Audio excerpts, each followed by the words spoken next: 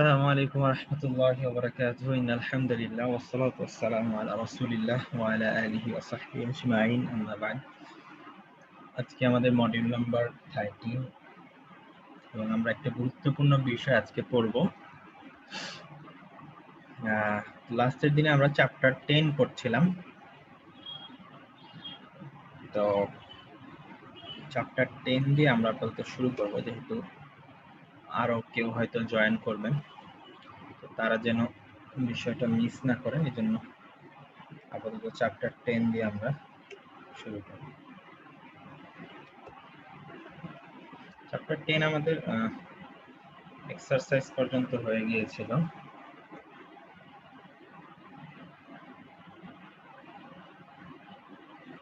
আচ্ছা আচ্ছা, এক্সাম খারাপ, সমস্যা নেই, ভালো খারাপ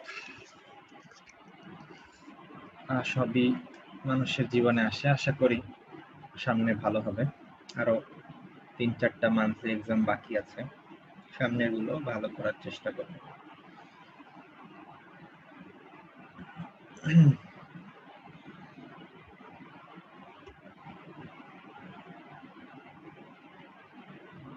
আচ্ছা আচ্ছা, অনলাইন স্কুলের এক্সাম ছিল।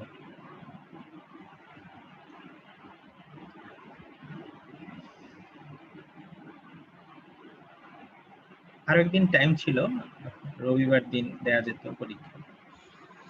আচ্ছা যাই হোক, এখন তো যা হওয়ার হয়ে গিয়েছে, এখন সামনে ভালো করার চেষ্টা করতে হবে। আজিব আনিল আসইলাতিল আতিয়াতি, আনসার দা ফলোইং কোয়েশ্চেনস, নিচের প্রশ্নগুলোর উত্তর দাও। We request for changing font style and size in next text. আসলে এটা ডিফল্ট, মানে সাইটে এভাবে দেয়া, এখানে যে প্ল্যাটফর্মটা ইউজ করা হয় ওরা এখানে এভাবে করেই দেয়া, ফন্টটা চেঞ্জ হয় না। যাদের সমস্যা তাদের এই যে জুম করে, আমি শুরুর দিকে বলছিলাম জুম করলে দেখা যায়।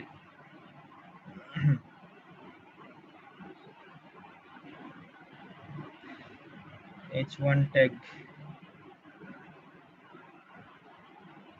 H1 ট্যাগ কি HTML এ?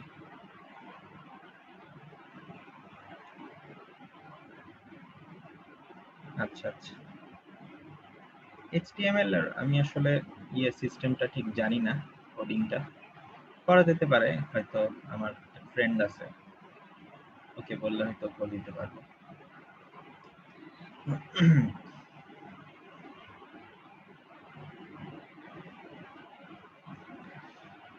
আচ্ছা, আমি দেখবো এটা চেঞ্জ করা যায় কিনা।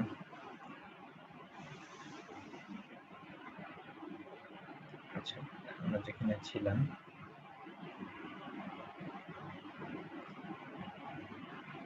তারপরেও চেঞ্জ না হওয়া পর্যন্ত আমি তো বললামই যে জুমের অপশনটা আছে, জুম করতে তো খুব একটা ঝামেলা নেই, তো আপাতত এটা দিয়ে কাজ চলুক, সমস্যা নেই। সবাই একটু কষ্ট করে জুম করে নিলে, মোবাইলে তো জুম করা বেশ ইজি, স্ক্রিনে ধরে বড় করলেই হয়ে যায়, আর ল্যাপটপে বা কম্পিউটারে কন্ট্রোল প্লাস দিলেই বড় হয়ে যায়। মা ইসমুকা, তোমার নাম কি? তাহলে এগুলোর উত্তর দেয় আমরা মোটামুটি জানি।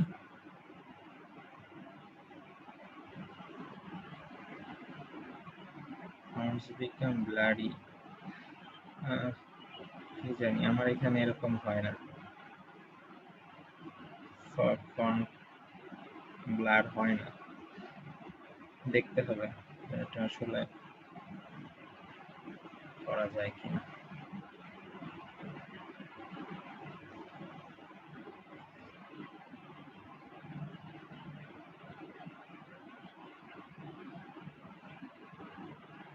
তাহলে ইসমি, আমার নাম হচ্ছে,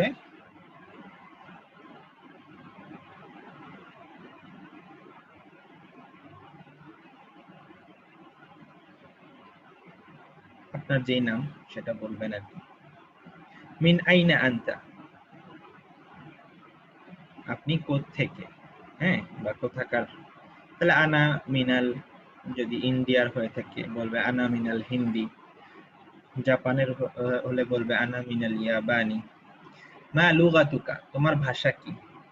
যেমন আমাদের ভাষা হচ্ছে বাংলা, তাহলে আমরা বলবো লুগাতি, লুগাতি মানে আমার ভাষা। আল বাঙ্গালিয়াতু, আল বাঙ্গালিয়াতু। যার ভাষা উর্দু সে বলবে লুগাতি আল উর্দিয়াতু। ইংরেজি হলে আল ইনকিলিজিয়াতু, আরবি হলে আল আরাবিয়াতু। আইনা, কোথায়? আবুকা, তোমার বাবা। আবুকা মানে তোমার, আবু মানে বাবা, আবুকা মানে তোমার বাবা কোথায়। তাহলে আমার বাবা মানে আবি, আবি ফিল মাদ্রাসাতি, যদি টিচার হয় হয়তো মাদ্রাসায় আছে, এভাবে আর কি, যে যেখানে আছে। আইনা উম্মুকা, তোমার মা কোথায়? উম্মি, আমার মা, ফিল মাতবাখি, কিচেনে আছে। এরকম বলা যেতে পারে। এটা আর কি, মানে উত্তর দেয়াটার সিস্টেমটা জানাটাই বড় কথা।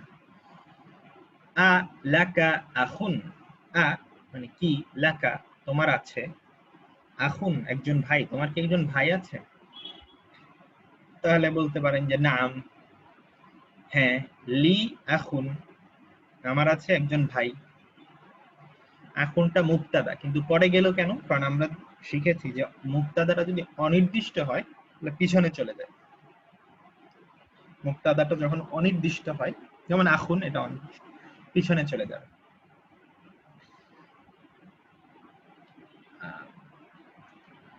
তাহলে কোথায় ছিলাম? আচ্ছা, আর যেগুলো হচ্ছে যেমন ভাই, বা আপনার কোনো অর্গান, শরীরের অঙ্গ, এগুলোর জন্য মানে যেগুলো হচ্ছে, যেগুলো যেমন রক্তের সম্পর্ক বা এমন কিছু যেটা সেপারেট করা যায় না মানুষ থেকে, সেগুলোর ক্ষেত্রে লাকা। আর কলমের ক্ষেত্রে বা কোন একটা সম্পদ, টেবিল ইত্যাদির ক্ষেত্রে ইনদাকা। যেমন নিচে দেখেন 10 নম্বরে আইনদাকা কলামুন, এটা বলা যাবে না আইনদাকা আখুন। আখুনের ক্ষেত্রে আইন্দা বলা যাবে না। ভাইয়ের ক্ষেত্রে লাম প্রিপোজিশনটা ব্যবহার করতে। তাহলে তোমার কাছে কি কলম আছে? আইনদাকা কলামুন বা আইনদাকা সাইয়ারাতুন, তোমার কাছে কি গাড়ি আছে? নাম, ইন্দি কলামুন, ইন্দি সাইয়ারাতুন, এভাবে। আলাকা উখতুন, এই যে ভাই বোন, এগুলোর ক্ষেত্রে লা। আলাকা উখতুন, তোমার কি একজন বোন আছে? নাম, লি উখতুন, আমার একজন বোন আছে। আবার একজন কথাটা আলাদা ভাবে যদি আমি বলতে চাই তাহলে উখতুন ওয়াহিদাতুন, আখুন ওয়াহিদুন, এভাবে বলা যেতে পারে। ইনদাকা দাররাজাতুন, তোমার কাছে কি একটা সাইকেল আছে? নাম, ইন্দি, ইন্দি মানে আমার কাছে, ইন্দি দাররাজাতুন, এই যে সাইকেল একটা সম্পদ, এই জন্য ইন্দা ইউজ করেছে। ইনদাকা দাফতারুন, একই রকম। 12 নম্বর হচ্ছে আবুকা তাজিরুন, তোমার বাবা কি একজন ব্যবসায়ী?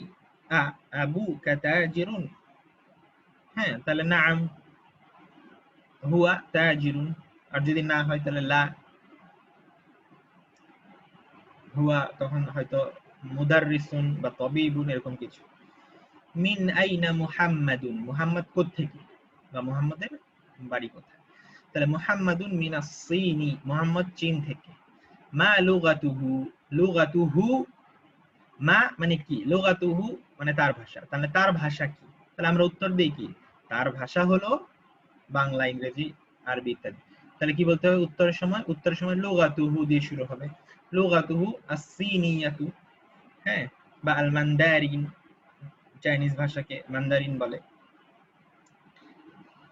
তাহলে আইনা আবুহু, তার বাবা কোথায়?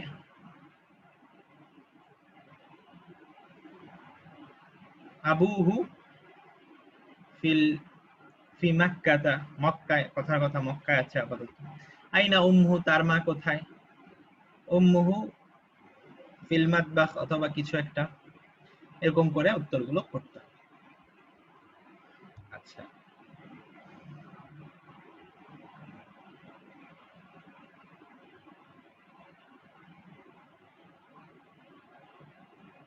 এটা হামজাতুল ওয়াসলি বলে না, এটাকে হামজাতুল কতঈ বলে। এটা হামজাতুল ওয়াসলি না। যাই হোক, এগুলো আপনাদের পড়ানো হয়নি আপাতত, অন্যরা বুঝবে না। আর আপনি যিনি প্রশ্ন করছেন তাকে বলি এটা হামজাতুল কাতঈ, ওয়াসলি না। প্রথমটা আ মানে হচ্ছে কি, আর পরেরটা হচ্ছে আবুর আ। প্রথম আটা হচ্ছে কি, আর পরেরটা আবু শব্দের মধ্যে একটা আ আছে, হ্যাঁ, ওই হামজাটা লেখা হয়েছে।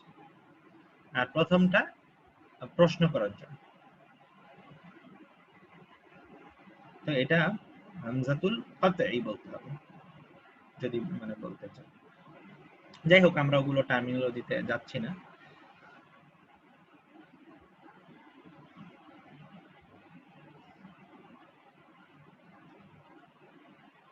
ضع في الفراغ فيما يلي الضمير। আচ্ছা, আমরা ইংরেজিতে পড়ি। fill in the blanks with the suitable possessive pronouns। Possessive pronoun কোনগুলো?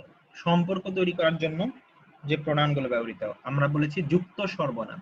অর্থাৎ প্রথমে আমি বললাম ফাতিমার কলম, এরপরে বললাম কি তার কলম। এই তার কথাটা তাকে রিপ্রেজেন্ট করছে, ফাতিমাকে। এটা একটা প্রোনাউন, এবং এটা কি একটা, এই যে র আছে ফাতিমার তার, এই র দেখে আমরা বুঝছি এটা পজিটিভ প্রোনাউন একটা। এটা হতে পারে হু, সে, অথবা হা, সে। দুই রকমই আমরা বাংলায় সে বলি, আরবিতে মানে সে না তো তার।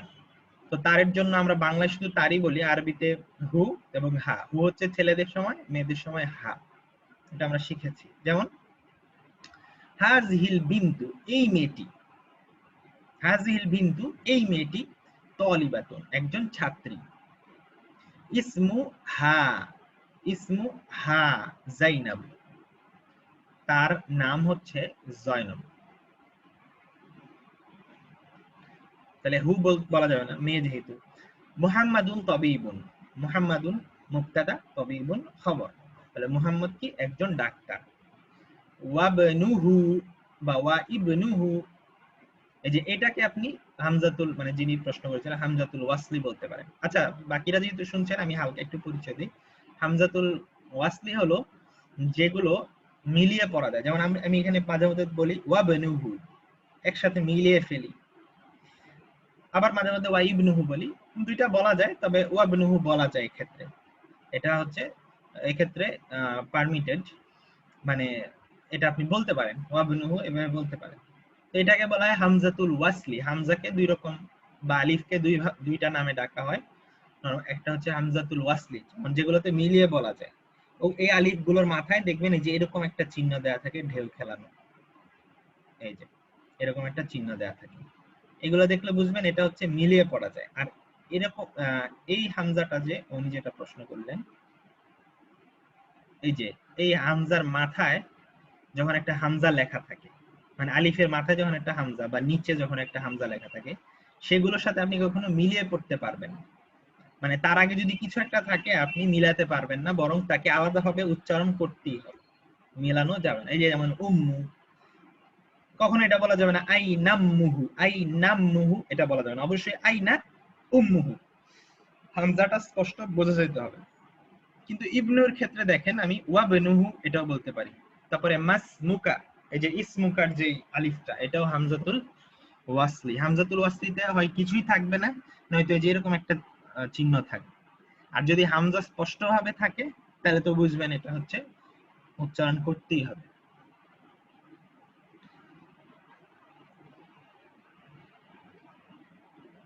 আচ্ছা, কোথায় গেল? হাযা রাজুল, এই লোকটি। তাজিরুন কাবীরুন। আচ্ছা, এরকম ছোটখাটো অনেক নিয়ম আমি বলি না আপনাদেরকে, কারণ এমনি আপনাদের অনেকের কাছে মানে কঠিন মনে হয়, তারপরে অনেক প্রেশার মনে হয়। ইতিমধ্যে অনেকে জানিয়েছেন, ইতিমধ্যে অনেকে প্রেশারের কারণে ছেড়েও দিয়েছেন, এটাই স্বাভাবিক। তো এই জন্য আমি অনেক কিছুই ইচ্ছা করে শুরু থেকে অনেক কিছু বলবো না, অনেক ছোটখাটো ব্যাপার থাকে, হ্যাঁ, যেগুলো জানলে ভালো, না জানলেও ক্ষতি নেই, বা হয়তো এক সময় জানা হয়ে যায়, এগুলো আমি বলি না, যেন আপনাদের এরকম প্রত্যেকটা জিনিসে আরবি টার্ম আছে। ইভেন আগে আমি প্রশ্নগুলো আরবিতে বলে বলে যেতাম, এখন এটাও আমি স্কিপ করি, যেন আপনাদের সমস্যা না হয়।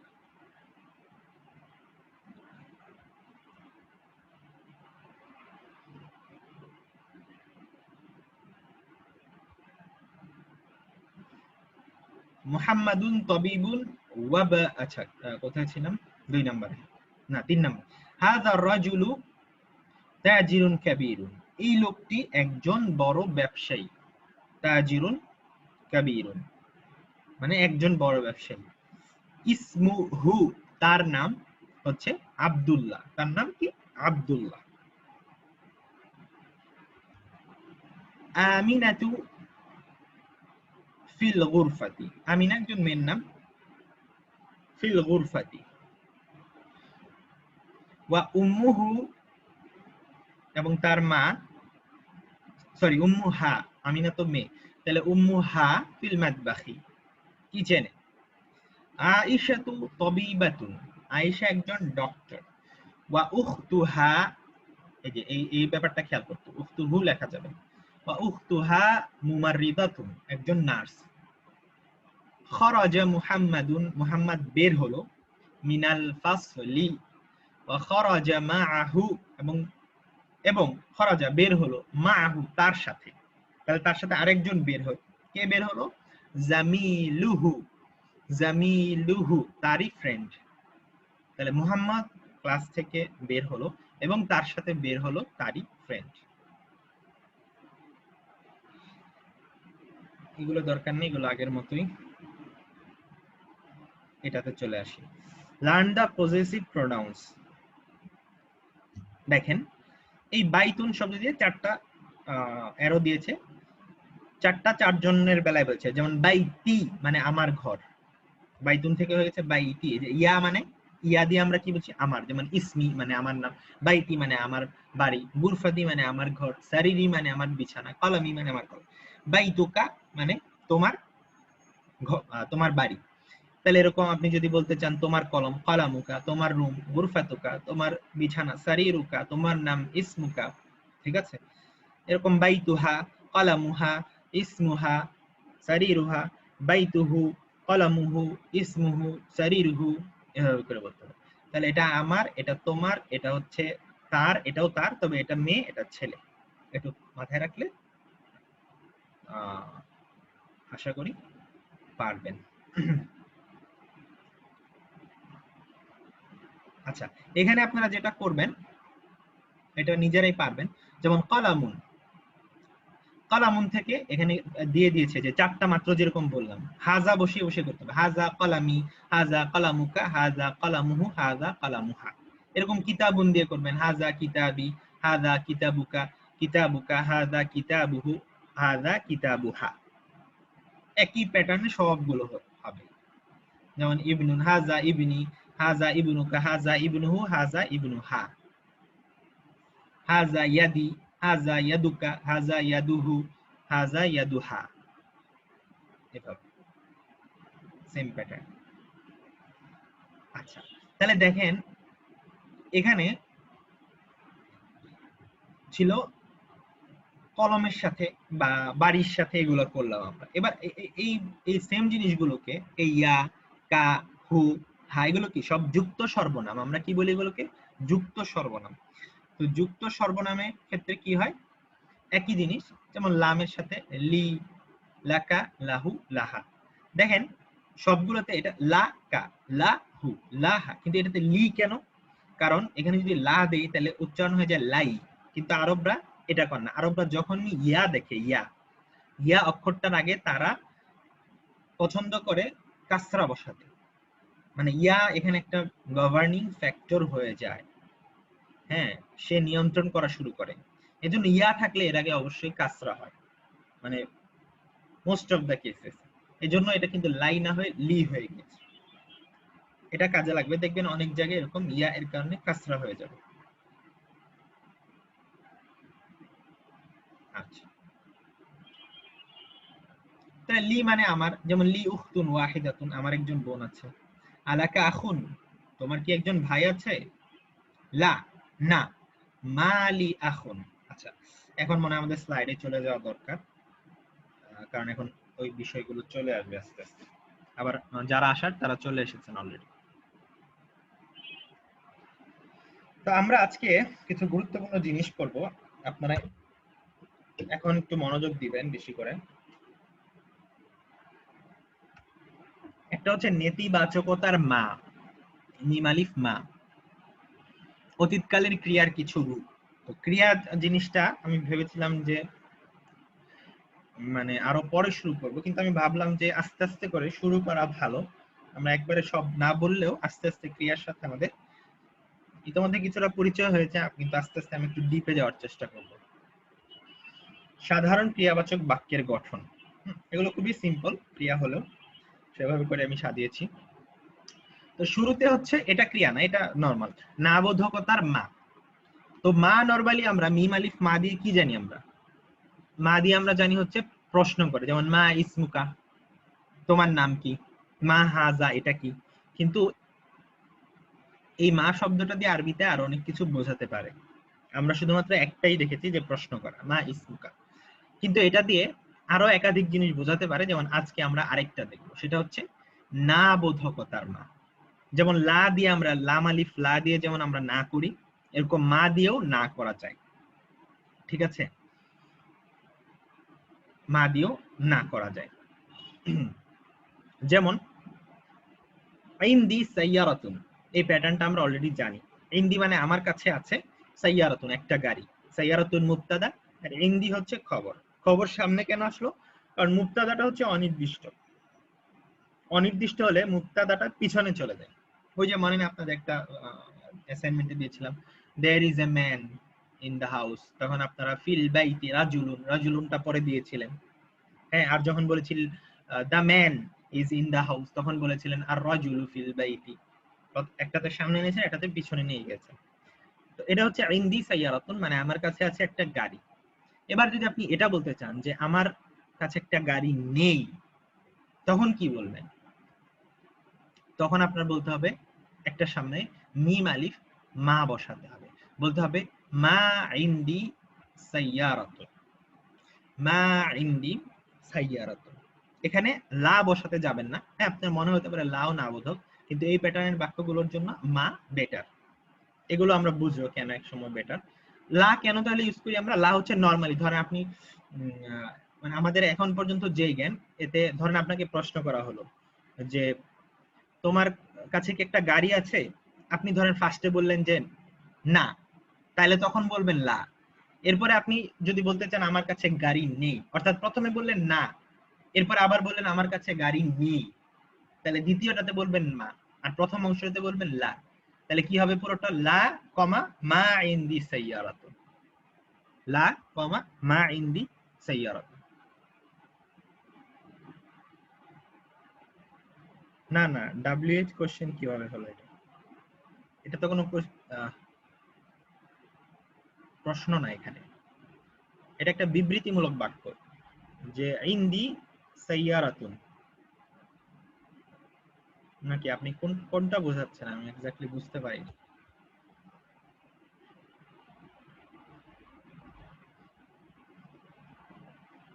ইনদি সাইয়ারাতুন মানে আমার কাছে একটা গাড়ি আছে, আর মা ইনদি সাইয়ারাতুন মানে আমার কাছে একটা গাড়ি নেই। হ্যাঁ, WH কোশ্চেন যদি আপনাকে করা হয়,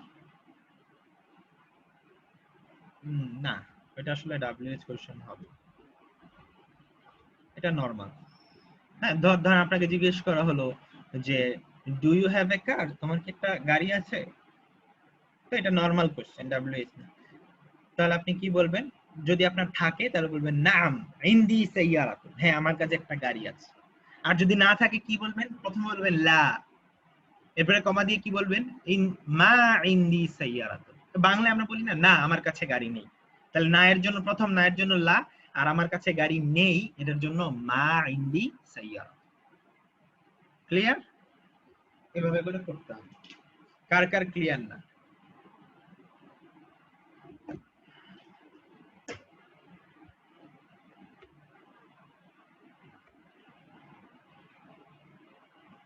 এবার আমরা চলে আসব অতীতকালের ক্রিয়ার রূপে। খুব ভালো মতো খেয়াল করেন এটা।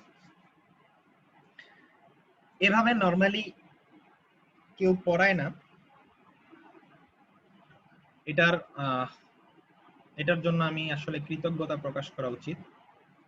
মানে এই সিস্টেমটা নরমালি আমার বের করা না, এটা বের করেছে মানে আমারই ভার্সিটিতে রুমমেট জুনিয়র ছিল, এখনো ফাইনাল ইয়ারে আছে।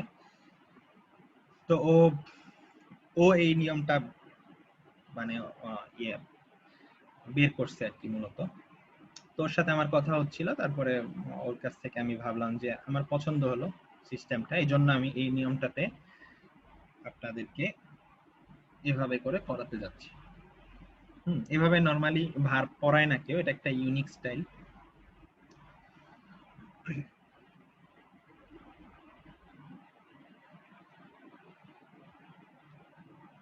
আচ্ছা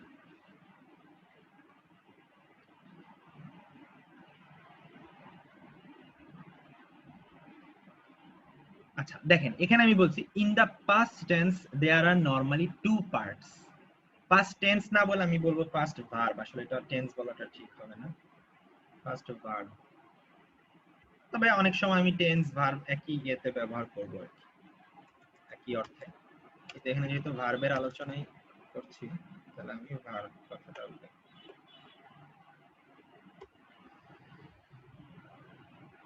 পাস্ট ভার্ব গুলোর আরবিতে, পাস্ট ভার্ব মানে কি অতীতকাল যেগুলো আমরা চিনি সেগুলো, মানে সেটাকে আপনি যদি ধরেন, আপনি একটা শব্দ যদি চিন্তা করেন, ওই শব্দটার দুইটা অংশ আছে। যেমন আমরা উপসর্গ অনুসর্গ পড়তাম না, যেমন ইমান বেঈমান, একটা বে কথাটা সামনে লাগাতাম না, এরকম আরবি ভার্বগুলোর ক্ষেত্রেও দুইটা পার্ট আছে।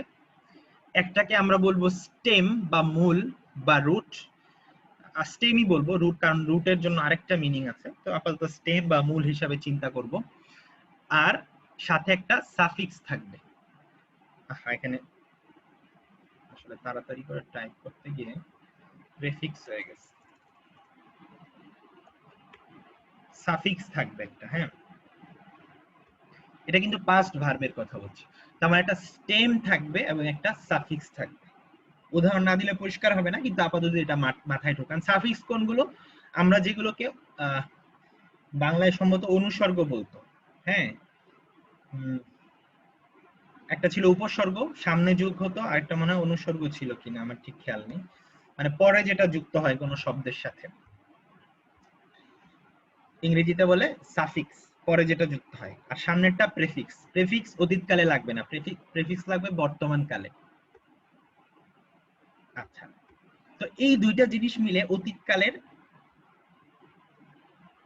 একটা ভার্ব তৈরি হয়। এগুলো কেন জানা দরকার? কারণ সবচেয়ে যেটা প্রবলেম হয়, অনেকে অনেক বই টই পড়ে ফেলে, কিন্তু তারপরে তারা চিনতে পারে না যে এটা কি ভার্ব নাকি, কারণ হরকত দেয়া থাকে না বইগুলোতে। তাদের সবচেয়ে বড় অসুবিধাটা আমি যেটা দেখেছি সেটা হচ্ছে তারা চিনতে পারে না এটা ইসম নাকি, এটা ফেল নাকি হরফ, ভার্ব কোনটা ইসম কোনটা। তারা, যেমন আপনাদেরকে আমি শুরুতেই ইসমের পরিচয় শিখেছি যে আল থাকতে পারে, তানবিন থাকতে পারে, এর সামনে হারফে জার বসে। তানবিন যদিও হরকত ছাড়া আপনি বুঝবেন না, কিন্তু হারফে জার থাকতে পারে তখন, বা এরকম কিছু বৈশিষ্ট্য দেখে চেনা যায়। এরকম আমরা আস্তে আস্তে ভার্বের বৈশিষ্ট্যগুলো চিনতে চেষ্টা করছি। তো ভার্বের ক্ষেত্রে কি থাকে? একটা স্টেম এবং একটা সাফিক্স, এই দুইটা মিলে হয় অতীতকাল বা ফেল মাদি। হ্যাঁ, অতীতকাল। এখন স্টেম জিনিসটা কেমন হয় এবং সাফিক্স গুলো কেমন হয়, এই দুইটা যদি আমরা ভালো মতো চিনে ফেলি, তাহলে আমরা অতীতকালে, আরবিতে অতীতকালের ভার্ব গুলো কেমন হয় সেটা আমরা বুঝতে পারবো। আপনাদের মনে আছে কিনা, আমরা বেশ কয়েকটা ক্লাস আগে, 5-6টা ক্লাস আগে হয়তো আমরা বলেছিলাম যে মেশিনের কথা, মনে আছে কিনা আপনাদের? ঠিক আছে, মেশিনের কথা বলেছিলাম যে অতীতকালে ক্রিয়াগুলোতে কিছু স্পেসিফিক মেশিন আছে, যেখানে যদি আমি হরফ বসাই তাহলে আমার কি পাওয়া যায়, নতুন নতুন শব্দ পাওয়া যায়। তখন আমি বলেছিলাম একটা মেশিন হয় ফাআলা, একটা ফাউলা, একটা ফাইলা, এরকম একটা কথা বলেছিলাম। তো একই জিনিস, ওই তিনটা জিনিসই আমি এখানে লিখেছি, কিন্তু একটা পার্থক্য হচ্ছে স্টেমের ক্ষেত্রে আমি যেটা করেছি যে দেখেন লামে কিছু দেইনি, অর্থাৎ শেষটা আমি খালি রেখেছি। অর্থাৎ ফাই এটা উচ্চারণ করা যায়, কিন্তু লামের উচ্চারণটা স্পেসিফিক না। কেন? কারণ এটার সাথে আমি সাফিক্স অ্যাড করব, মানে পরে একটা অংশ অ্যাড করব। যেমন আমি কি বলি, ইমান সামনে একটা বে লাগিয়ে বেঈমান বলি। ইমানের অর্থ একরকম, বেঈমানের অর্থ একরকম। তো এখানে আমি কি করছি, এই স্টেমের সাথে এই লামের সাথে এই যে নিচে একটা চার্ট দেয়া আছে সাফিক্সের, এই চার্টগুলো থেকে একটা একটা নিয়ে আমি যদি বসাই তাহলে একটা একটা ভার্ব তৈরি হয়ে যাবে। তো আমাদের একটু কাজ করতে হবে, আজকে না করলেও আস্তে আস্তে এই সাফিক্স গুলো চিনে ফেলতে হবে। হ্যাঁ, এটা নিয়ে আমরা অনেক সময় আলোচনা করবো, আজকে প্রথম এবং আজকে শেষ না, আরো অনেক আলোচনা হবে। তো এই তিনটা স্টেম হচ্ছে পাস্ট টেন্সের ক্ষেত্রে আপনার জানা থাকতে হবে। তার তিনটা কি, প্রথমটাতে হচ্ছে প্রথম দুইটা ফাথা, পরেরটাতে হচ্ছে প্রথমটা ফাথা পরেরটা দম্মা, পরেরটাতে হচ্ছে প্রথমটা ফাথা পরেরটা কাসরা। তার মানে পার্থক্যটা আসলে কি, প্রত্যেকটা শুরু হয় ফাথা দিয়ে, এতে কোনো সমস্যা নেই, মাঝখানেরটা শুধু চেঞ্জ হয়। মাঝখানেরটা কি হয়, একটাতে হয়ে যায় ফাথা, একটাতে দম্মা, একটাতে কাসরা। এই তিন রকম ভার্ব আমরা সবসময় ফেস করব। যত পাস্ট টেন্স, প্রেজেন্ট টেন্স না, যত পাস্ট টেন্স আমরা আরবিতে ফেস করব সবগুলো এই প্যাটার্নের হবে, মানে এদের প্রথম তিনটা এরকম থাকবেই, বা প্রথম দুইটা, তিন নাম্বারটা তো সাফিক্সের উপর ডিপেন্ডেন্ট, তিন নাম্বারটা সাফিক্সের উপর ডিপেন্ডেন্ট। তো প্রথম দুইটা সবসময় এই তিনটার একটা হবে। যেমন আপনি চিন্তা করেন খারাজা পড়েছেন, খারাজা কি, এই যে এটার মতো খা রা। তারপরে জাহাবা পড়েছেন, জাহাবাও এটার মতো জা হা। তারপরে সামিয়া মনে হয় আপনারা পড়েননি, সামিয়াটা হচ্ছে এই যে সা মি। হ্যাঁ, তারপরে কারুমা আপনারা পড়েননি, কা রু। এভাবে এই তিনটার মধ্যে একটা হবে। এবার স্টেম আমি চিনে গেলাম, এবার আমার কাজটা হচ্ছে একটা সাফিক্স অ্যাড করা। তো আমি আজকে সব সাফিক্স এর দিকে যাব না, আজকে আমি যে তীর চিহ্ন দিয়ে দুইটা সাফিক্স বাছাই করেছি, কারণ আপনাদের অধ্যায় 10-এ শুধুমাত্র এই দুইটা সাফিক্সের ব্যবহার আছে। তাহলে দেখেন এখানে মোট 14টা সাফিক্স আছে। এখানে আমি বলেছি দেয়ার আর 14 সাফিক্সেস, 14টা সাফিক্স আছে ফর 14 প্রোনাউন্স, 14টা প্রোনাউনের জন্য হুইচ উই লার্ন, যেগুলো আমরা শিখেছি। 14টা প্রোনাউন কি, হুয়া হুমা হুম, হিয়া হুমা হুন্না, আন্তা আন্তুমা আন্তুম, আন্তি আন্তুমা আন্তুমনা, আনা নাহনু। 14টা না, এই 14টার কিন্তু একটা চার্ট আপনাদেরকে দিয়েছিলাম। এই 14টার জন্য 14টা সাফিক্স আছে। যেমন প্রথমটা হুয়ার জন্য, পরেরটা হুমার জন্য, এভাবে হুয়া হুমা হুম, হিয়া হুমা হুন্না, আন্তা আন্তুমা আন্তুম, আন্তি আন্তুমা আন্তুন্না, আনা নাহনু। তো আজকে আমরা সবগুলোতে যাব না, আজকে আমরা শুধু নিব আন্তারটা এবং আনারটা। তীর চিহ্ন দিয়েছি, আন্তারটা এবং আনারটা। আন্তা মানে তুমি, আনা মানে আমি। তাহলে আন্তার জন্য সাফিক্স কি, দেখেন এখানে একটা সাকিন চিহ্ন, এরপরে তা, এখানে দেখেন একটা সাকিন চিহ্ন, পরে তু। এটুক বোঝেন। এবার আমরা উদাহরণে চলে যাব, উদাহরণে গিয়ে বিস্তারিত ব্যাখ্যা করব। এবার আসি আমরা আমাদের উদাহরণে, যেটা দেখলে আমরা সাফিক্সের বিষয়টা ক্লিয়ার হয়ে যাবে। তাহলে দেখেন এটা হচ্ছে স্টেম, এটা কি স্টেম। যেমন আমি এখানে দেখিয়েছিলাম স্টেম এই তিনটার একটা হতে পারে। তাহলে এবার আমি প্রথম, এটা তো একাধারে একটা মেশিনের মতো, অর্থাৎ ফায়ের জায়গায় আমি জাল বসাতে পারি, আইনের জায়গায় হা বসাতে পারি, লামের জায়গায় বা বসাতে পারি। এরকম আমি একটা স্টেম বাছাই করলাম, যেটা হচ্ছে জাহা। বা বলবো না, কারণ বাটা ফিক্স না, বাটা আমরা এখন উচ্চারণ করছি না, কারণ এটার জন্য আমার সাফিক্স লাগবে। কোন সাফিক্সটা বসাবো, যেমন জাহাবা যেই ক্রিয়াটা, অর্থাৎ সে যায়, এটার সাফিক্সটা দেখেন, এই যে এখানে শুধু তাকান, নিচে একটা এটা আসলে আন্ডারলাইন আর কি, অর্থাৎ এখানে তো কিছু নাই, তাই একটা আন্ডারলাইন দিয়ে উপরে ফাথা দিয়েছে, মানে এটা ফাথার জন্য একটা বাটির মতো, এই বাটির মধ্যে ফাথাটা রেখেছে। এটা কিছু না আসলে, এই আন্ডারলাইনটা কিছু না, এটা মূলত ফাথা। তাহলে প্রথমটার ক্ষেত্রে সাফিক্স কি, শুধু ফাথা। তাহলে এখানে আপনি জাহা, এই বায়ের উপরে একটা ফাথা যদি বসা দেন, হুয়াটা হয়ে যাবে, অর্থাৎ হুয়া জাহাবা, হুয়া জাহাবা, সে যায়। কিন্তু আমরা বাছাই করেছি হুয়াটা আপাতত আমরা আজকে দেখছি না, আজকে আমরা দেখছি হচ্ছে আনতা, এই যে তায়েরটা, এবং আনা, এটা, এই দুইটা দেখছি। কিন্তু উদাহরণে আমরা শুধু এই তায়েরটাই নিয়ে এসেছি, কারণ একটা দেখলে বাকিটা এমনি বুঝতে পারবে। তো দেখেন সাফিক্সটা কি, এই যে এটা সাকিন, এরপরে তা। তো শুধু সাকিন কি কোনো সময় কিছুতে থাকতে পারে না, সাকিনের কোনো ভ্যালু নাই, মানে সাকিন সবসময় কারো উপরে গিয়ে বসে, ঠিক আছে। যেমন শুধু ফাথার কোনো ভ্যালু নাই, শুধু কাসরার কোনো ভ্যালু নাই, শুধু দম্মার কোনো ভ্যালু নাই, এরকম শুধু সাকিনেরও কোনো ভ্যালু নাই। এজন্য এখানে শুধু সাকিনটা দিয়েছি, কারণ এই সাকিনটা গিয়ে বাকে ধরবে। এই সাকিনটা গিয়ে এই বাকে ধরবে, তাহলে কি হবে জাহাব। এবার উচ্চারণ করা যায় জাহাব, সাকিনটা গিয়ে বায়ের উপরে বসলো, কারণ এটা জায়গা পেয়েছে, আগে জায়গা ছিল না তার। আর বাকি রইল তা, তাহলে হয়ে গেল জাহাব তা, জাহাব তা মানে তুমি গিয়েছিলে, তুমি গিয়েছিলে। এবার যদি আপনি ওই সাফিক্সটা ব্যবহার করেন তু, মানে সাকিন তু, তাহলে এই স্টেম থেকে আমার কি আসে জাহা, আর বায়ের উপরে বসবে একটা সাকিন জাহাব, আর বাকি রইল কি তু, তাহলে হয়ে যাবে জাহাব তু। আর ওটা আমরা সিরিয়াল মতো গেলে ওটার মধ্যে পাবো আনা মানে আমি, অর্থাৎ এই লিস্টে যদি আপনি সিরিয়াল মতো যান, হুয়া হুমা হুম, হিয়া হুমা হুন্না, আন্তা আন্তুমা আন্তুম, আন্তি আন্তুমা আন্তুন্না, আনা, এই যে আনা, তাহলে এটা হবে আনা জাহাবতু, অর্থাৎ আমি গিয়েছিলাম। এভাবে করে প্রচুর সংখ্যক ভার্ব আপনি, যেমন একটা স্টেম থেকে আপনি 14টা ভার্ব ক্রিয়েট করতে পারবেন। কয়টা? 14টা। কিভাবে আমি দেখাই, দেখেন আমার স্টেম তো এখন সবার জানা হয়ে গেছে, তাহলে প্রথমটা কি হবে জাহাবা, এই যে ফাতহার জন্য জাহাবা।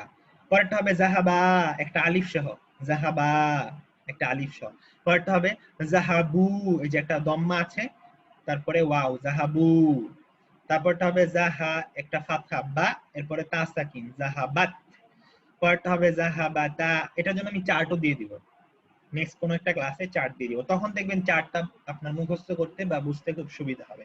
নরমালি আগে আমি যেভাবে পড়াতাম, শুরুতে আমি বলতাম যে এই চার্টটা মুখস্থ করে ফেলেন, তো ওভাবে একটা প্যাটার্ন, ওভাবে অনেকে পড়ায়, কিন্তু এবার আমি ভাবলাম যে না, আমি আসলে প্যাটার্ন সম্বন্ধে একটু আগে খুলে বলি, এটা পরবর্তীতেও কাজে লাগবে সূক্ষ্মভাবে বুঝতে গেলে আর কি। এভাবে করে জাহাবনা, জাহাবতা, জাহাবতুম, জাহাবতুম, জাহাবতি, জাহাবতুমা, জাহাবতুন্না, জাহাবতু, জাহাব, এইভাবে করে করতে হবে। এর মধ্যে দেখেন দুইটার মিল আছে, যে এই জাহাবতুমা এবং এই জাহাবতুমা, এটা দুইটাই জাহাবতুমা হয়, কিন্তু একটা হচ্ছে দুইজন পুরুষের জন্য, একটা দুইজন স্ত্রীর জন্য। এটা আপনারা নাম্বারিক চার্ট দেখলে আরো ক্লিয়ার হবে। এছাড়া আমি ভার্বের চার্টটাও দিয়ে দিব, কিন্তু এই স্টেম এবং সাফিক্সটা মাথায় ঢুকিয়ে ফেলতে হবে যে এই জিনিসটা এভাবে কাজ করে। এটা যদি আপনি মনে নাও রাখতে চান, কিন্তু জিনিসটা যে এরকম, অর্থাৎ আমি একটা বসিয়ে এরকম তৈরি করতে পারবো 14টা, এটা যেন আপনার মাথায় আস্তে আস্তে ঢুকে যায়। হ্যাঁ, এছাড়া আমরা এরকম আরো কিছু ক্লাসে আলোচনা করব, সমস্যা নেই। আর এটা দেখলে ক্লিয়ার হয়ে যাবে অনেকটা। তাহলে জাহাবতা মানে তুমি গিয়েছিলে, জাহাবতু মানে আমি গিয়েছিলাম, জাহাবা মানে সে গিয়েছিল। তাহলে আমি যদি বলতে চাই আমরা গিয়েছিলাম, কি বলবো? চলে আসেন স্টেমে, স্টেমে এসে আমরা হচ্ছে শেষেরটা, জাহাবনা, আমরা গিয়েছিলাম। যেমন আল্লাহ আপনাদের সবার পরিচিত সূরা, সূরা আল কাউসার, ইন্না আ'তাইনা কাল কাউসার, ইন্না নিশ্চয় আমি, আ'তাইনা দিয়েছি, এখানে আ'তাইনা আসলে আল্লাহ প্লুরাল ব্যবহার করছেন, অর্থাৎ আমরা তোমাকে দিয়েছি। এটা হচ্ছে, এটাকে রয়্যাল প্লুরাল বলা হয়, অর্থাৎ কিছু কিছু ল্যাঙ্গুয়েজে, আরবি ভাষায় এটা আছে, আমরা ব্যবহার করে এটা একটা রাজকীয় সম্ভ্রান্ত একটা ব্যাপার বোঝানো। এখানে এই জন্য আল্লাহ তাআলা বলছেন আ'তাইনা, আক্ষরিক অর্থে আমরা তোমাকে দিয়েছি, কিন্তু আমি হিসাবে অনুবাদ করে যায়, কারণ আল্লাহ তো অদ্বিতীয়, শরীক নেই। তবে ব্যাপারটা হচ্ছে আ'তাইনা, নুন আলিফ দিয়ে আমরা কি বুঝতে পারছি? এটা হচ্ছে আমরা বোঝাচ্ছে, আ'তাইনা আমরা দিয়েছি তোমাদের।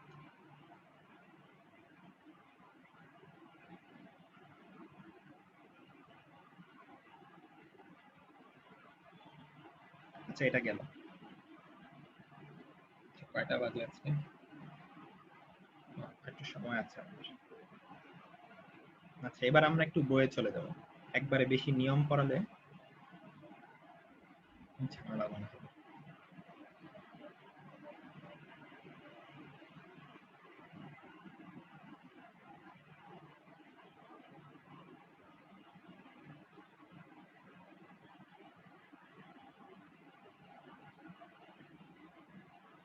আচ্ছা, তাহলে দেখেন এই 2 নাম্বারটা, যেমন আমরা নেগেটিভ মায়ের নিয়মটা করেছি, তাহলে আপনাকে যদি বলা হয় আলাকা আখুন, তোমার কি একজন ভাই আছে? আপনি যদি এবার এবার না শিখাচ্ছে আমাদেরকে, লা, নো, মা লি আখুন, আমার একজন ভাই নেই, বা আমার ভাই নেই, এটুকু বললো আপাতত হবে। তাহলে এবার নেগেটিভ করা বুঝলেন, এতদিন তো আমরা পজিটিভ পজিটিভ শিখেছি। এবার নেগেটিভটাও শিখে গেলাম যে মা আলী আখুন। তাহলে আপনি যদি বলেন আমার কাছে কোনো কলম নাই, কি বলবেন জানান তো চ্যাট বক্সে। আমার কোনো কলম নেই।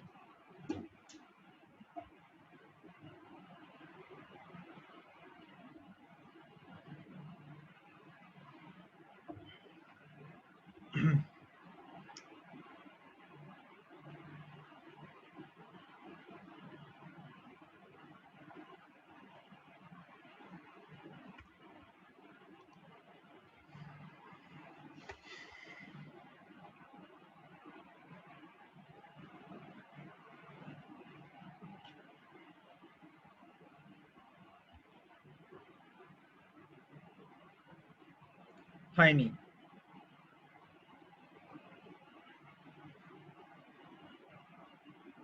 না, হলো না।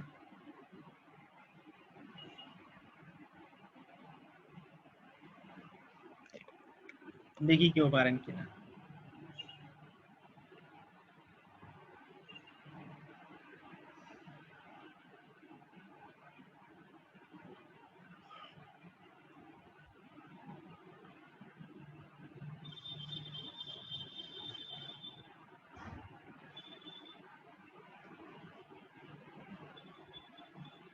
হলো না। আচ্ছা আমি বলে দিই, মা ইনদি কলামুন। লা হবে না। লা তো আমি বললামই যে লা হয় না। মা হবে প্রথমে। আমার কাছে কলম নেই। প্রথমে না বলিনি আমি। এটা বলিনি যে না আমার কাছে কলম নেই, বরং শুধু আমার কাছে কলম। যদি বলতাম না আমার কাছে কলম নেই, তাহলে লা প্রথমে বলতে তো লা, এই যে মাত্রই তো এখানেই দেখালাম লা। মা ভাইয়ের ক্ষেত্রে আমরা বলি যে লাম দিয়ে করি, মা লি আখুন। কিন্তু কলমের ক্ষেত্রে আমরা বলি ইনদি, আইনদা না, ইনদি। এই আইনের নিচে কাসরা। এই যে আমি লিখে দিচ্ছি চ্যাট বক্স, মা ইন দি, এরপরে কলম, মা ইনদি কলম, এভাবে করে করতে।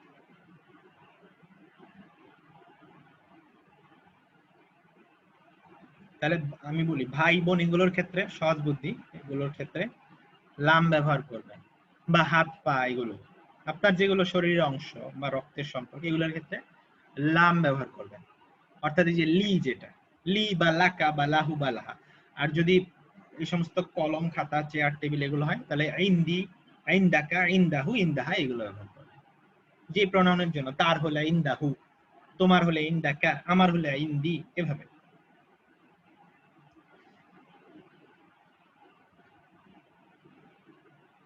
আচ্ছা, উখতি, এই বাক্যটা একটু ভিন্ন প্যাটার্নের, সমস্যা নেই, সিম্পলি দেখলে হবে যে উখতি আমার বোন, এরপরে আবার লাহা মানে তার আছে। হ্যাঁ, এটা এভাবে বলা যেতে পারতো যে লি উখতি।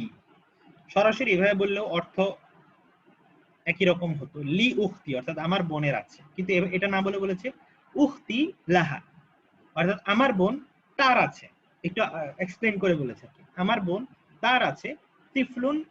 তিফলুন মানে বাচ্চা, সগীরুন মানে ছোট, অর্থাৎ আমার বোন তার আছে একটা ছোট বাচ্চা। তিফলুন ছোট ছেলে বাচ্চা তিফলুন, আর তিফলাতুন ছোট মেয়ে বাচ্চা। কোথায় গেল? তারপরে জামিলি, জামিলি মানে আমার ক্লাসমেট, আমার সহপাঠী, আমার কলিগ। লাহু তার আছে, আখুন একজন ভাই, ওয়া উখতুন এবং একজন বোন। ঠিক আছে, এভাবে লাহা লাহু এভাবে করা যায় কারো কিছু বোঝাতে। মূলত এটা আক্ষরিক অর্থ বিলংস টু। এই যে আমি যেই কথাটা বলছিলাম দেখেন এটাই ব্যাখ্যা করছে যে নাকুলু আমরা বলি, আইনদি কিতাবুন আমার আছে একটা বই, ওয়া নাকুলু এবং আমরাই বলি লি আখুন আমার একটা ভাই আছে। তাহলে ভাইয়ের ক্ষেত্রে এই যে লি, আর খাতার ক্ষেত্রে ইন্দি। এই পার্থক্যটা আপনাদের ইউজ করার সময়, অর্থাৎ আপনাদেরকে যদি আমি অনুবাদ করতে দেই যে আমার একটা ভাই আছে, ভাইয়ের ক্ষেত্রে ইন্দি বলবেন না, আবার খাতার ক্ষেত্রে লি বলবেন না, এইভাবে প্র্যাকটিসটা করবেন আর কি। অনেক সময় আসলে এগুলোর ক্ষেত্রেও লাম ব্যবহার করতে দেখেছি আমি, কিন্তু আমরা আসলে পারফেক্টই, যেভাবে আমাদেরকে শেখানোর চেষ্টা করা হচ্ছে এভাবেই শিখবো।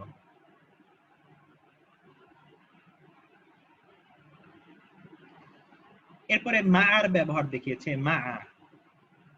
মা মানে কি সাথে, উইথ, কিন্তু এটা কিন্তু প্রিপোজিশন না, অর্থাৎ এটা হারফে জার না। অনেকে এটা প্যাচ লাগিয়ে দেয় হারফে জারের সাথে, হারফে জারের মতোই অর্থ, আবার মাজরুরও করে। তো এটা কি আসলে, এটা হচ্ছে জরফ। আমরা পড়েছিলাম স্পেশাল মুদাফ, ওই যে কাবলা, বাদা, বাইনা, হিনা, মা, এগুলো সব কি হচ্ছে জরফ বা স্পেশাল মুদাফ। Note that it occurs is মুদাফ। এই যে এই কথাটাই বলছে স্পেশাল, এটা মুদাফের মতো কাজ করে, পরেরটাকে মুদাফ ইলাইহি বানায়। এটা মানে হচ্ছে সাথে। হুম, যেমন আবু বকর রাদিয়াল্লাহু তাআলা আনহু যখন ওই যে সৌর পর্বতে যখন আশ্রয় নিলেন, হ্যাঁ, রাসূল সাল্লাল্লাহু আলাইহি ওয়াসাল্লামের সাথে, তখন ভয় পাচ্ছিলেন আর কি, যে শত্রুরা অ্যাটাক করে কিনা বা ধরা পড়ে কিনা। তখন রাসূল সাল্লাল্লাহু আলাইহি ওয়াসাল্লাম কি বলেছেন, লা তাহজান, বিখ্যাত কথাটা, লা তাহজান অর্থাৎ হতাশ হয়ো না, ইন্নাল্লাহা মা'ানা, ইন্নাল্লাহ নিশ্চয়ই আল্লাহ আছেন, মা'ানা আমাদের সাথে। ওই যে না মানে আমাদের, একটু আগে বলছিলাম মা মানে সাথে, আমাদের সাথে।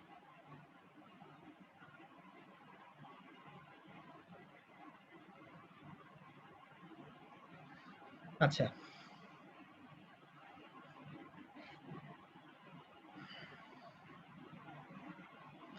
খরাজা হামিদুন, হামিদ বের হলো, মা সাথে, খালিদিন খালিদের সাথে। আরবি শেখার পথটা কঠিন, কিন্তু এটার যে ফলটা, এটা কিন্তু খুব ভালো, মিষ্টি, মজার। হ্যাঁ, আপনি যখন মানে ওই পরিমাণ শিখতে পারবেন, যখন আপনি আসলে কোরআনটা মোটামুটি নিজ থেকেই হয়তো 95% বুঝতে পারবেন। হ্যাঁ, কিছু শব্দ আর কঠিন থাকে, দেখা লাগে হঠাৎ কোরআনে অপরিচিত শব্দ কিছু ব্যবহৃত হয়েছে, সেটা ভিন্ন কথা। কিন্তু দেখা যাবে আপনি একটা পেজে আপনি 90%ই বোঝেন, 95, ইমাম সাহেব যা তিলাওয়াত করছে আপনি এটা বুঝতে পারেন। এটা হচ্ছে আমাদের ফ্রুট। কিন্তু ফল পেতে হলে আগে চাষ করতে হয়। হ্যাঁ, তারপরে গাছ লাগাতে হয়। এজন্য আমাদের চেষ্টা। আর শর্টকাট আসলে অনেক সিস্টেম আছে, কিন্তু শর্টকাট সিস্টেমে শিখে ওই এটা আসলে হয় না। যে একটা কিছু এরকম কোর্স থাকে যে 36 শব্দে, হ্যাঁ, এটা যে মনে করবে যে না, না কতগুলো জানি 86টি শব্দে এত পার্সেন্ট কভার করা হয়, এরকম কিছু কোর্স থাকে। আমি ওগুলোকে খারাপ বলছি না, কিন্তু আসলে আমরা ভালো হতেই চেষ্টা করবো। যদি একদমই না পারি তখন এগুলো শর্টকাট খুঁজবো আর কি। স্ট্যান্ডার্ডটাকে লো করা যাবে না। মুসলিমরা যেদিন তাদের স্ট্যান্ডার্ডকে লো করে ফেলেছে, এদিন থেকেই তাদের সমস্যা শুরু হচ্ছে। স্ট্যান্ডার্ড হাই রাখতে হবে সবসময়। আর জ্ঞানের ক্ষেত্রে স্ট্যান্ডার্ড থাকবে সবচেয়ে সবচেয়ে মানে উপরের স্তরের। এক সময় দুইটা জিনিস থাকলে, সময়কালটা মনে নাই, দুইটা জিনিস থাকলে তাকে সভ্য মনে করা হতো। তা একটা একজনের বাড়িতে যদি দুইটা জিনিস ভালো থাকতো তাহলে তাকে সভ্য মনে করতো। একটা হচ্ছে ভালো লাইব্রেরি, হ্যাঁ, তার ভালো কালেকশন আছে বইয়ের, হ্যাঁ, এই লোকটা হচ্ছে সভ্য। শোপিস না, আমার সুন্দর সুন্দর ফার্নিচার না, একটা লাইব্রেরি, বই থাকা। আরেকটা হচ্ছে ভালো একটা ওয়াশরুম, অর্থাৎ আপনার ওয়াশরুমটা কেমন, পরিষ্কার করে রাখেন কিনা। হ্যাঁ, হয়তো অনেক আপনার ওরকম বিরাট কিছু না, কিন্তু আপনি ওটা পরিষ্কার করে রাখেন কিনা। এই জিনিসটা আমার খুব ইন্টারেস্টিং লাগতো, যে মানে লাইব্রেরির সাথে ওয়াশরুম, কিন্তু এটার মধ্যে অনেক সাইকোলজিক্যাল ইয়ে আছে আর কি। তো লাইব্রেরি জিনিসটা যেরকম একটা সভ্যতার পেছনে অনেক বড় একটা ফ্যাক্টর আর কি। মানে জ্ঞানের স্ট্যান্ডার্ডটা আমাদের এরকম রাখতে হবে যে না, আমরা এটাকে সর্বোচ্চ প্রাধান্য দিব।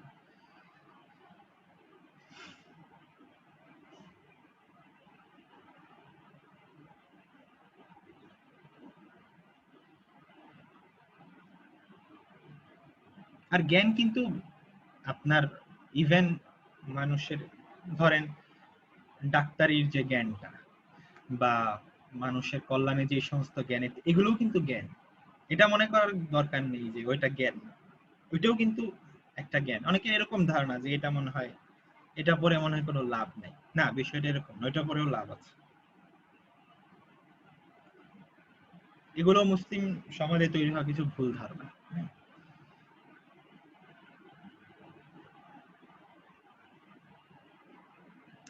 খারাজা হামিদুন মা খালিদিন, হামিদ বের হলো খালিদের সাথে।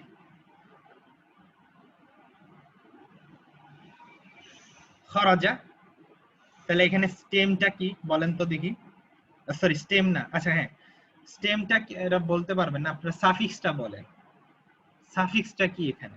খারাজা এই ভার্বটাতে সাফিক্সটা কি? আমি যেভাবে আজকে বললাম দেখি কারো মনে আছে কিনা। একটু কঠিন লাগবে, ভার্ব জিনিসটা আসলে একটু কঠিন, কিন্তু আস্তে আস্তে, না যা না, যাটা সাফিক্স না, হ্যাঁ ফাতহা, গুড, শুধু ফাতহাটা হলো সাফিক্স, কারণ এই জিমটা কিন্তু স্টেমের মধ্যে আছে। এ দেখেন এই যে এই যে এই যে বাটা, এটা তো স্টেমের মধ্যে, সাফিক্স হলো, এখানে আমি প্রিফিক্স লিখেছি, এটা একটু খেয়াল করবেন, যদি কোথাও প্রিফিক্স লিখে থাকি এটাকে কিন্তু সাফিক্স ধরবেন। কি হচ্ছে এটা,